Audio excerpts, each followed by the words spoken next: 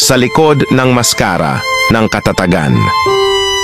Minsan, napakahirap magpanggap na matatag.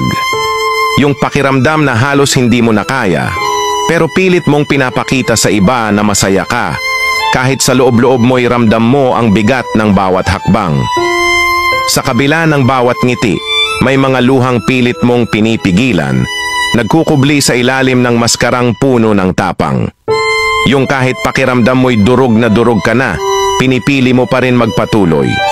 Nilalabanan mo ang bawat pagsubok na halos sumira na sayo, kahit na ang totoo, wasak na ang iyong puso.